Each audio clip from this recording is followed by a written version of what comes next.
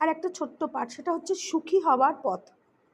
সুখী হবার পথ বইটা পড়ছি আমি মাতৃমঙ্গল থেকে। আর সংকলক হচ্ছে শ্রী বিদ্যুৎরঞ্জন চক্রবর্তী। ইনি বিভিন্ন জায়গা থেকে ঠাকুরের বইগুলো থেকে, অরিজিনাল বইগুলো থেকে তিনি সংগ্রহ করেছেন, সেখান থেকে পড়ছি। এটা অসুবিধা হয় খুব, দেখতে পাই না খুব একটা। একটি মা কথা প্রসঙ্গে বললেন, আমার খুব ইচ্ছা করে নিজেদের মধ্যে পরস্পর মেলামেশা, যাতায়াত, আদান প্রদান খুব থাকে। শ্রী শ্রী ঠাকুর প্রীত হয়ে, দেখতে পাই না গো। শ্রী শ্রী ঠাকুর প্রীত হয়ে বললেন, সেই তো ভালো, তাতে শক্তি বাড়ে, ঐক্য হয়, বৈশিষ্ট্য ঠিক থাকে, আত্মীয়তা গজায়, প্রত্যেকে মনে ভাবে যে আমার কেউ আছে, মনের বল বেড়ে যায়। সুখী হওয়ার পথ হলো অপরকে সুখী করা। ওই নেশা নিয়ে নিরন্তর লেগে পড়ে থাকতে হয়। সহযোগিতা খুব ভালো, দেওয়া নেওয়া। আমি তোমার জন্য করি, কিন্তু এক বাটি কাঁঠালের তরকারি রেঁধেও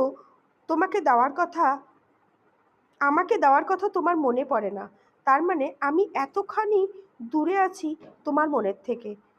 ওতে দানা বাঁধে না।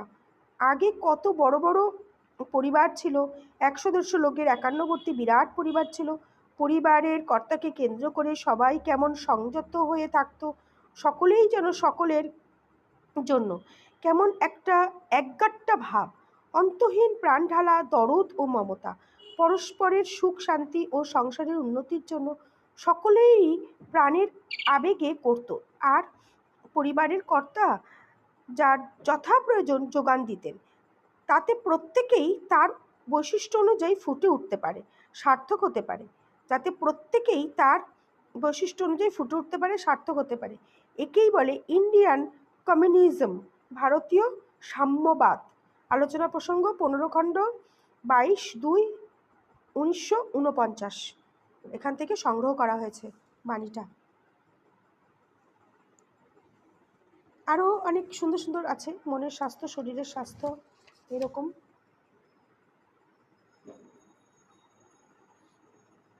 জন্ম মৃত্যু নিয়ে নানা কথা, হ্যাঁ, এরকমটা আর কি। মানে এগুলো সংগ্রহ করে করে গুছিয়ে গুছিয়ে দেওয়া ইম্পর্টেন্টগুলো। তারপর বলছে সত্তাপোষণী পরিণয় না হলে কি হয়।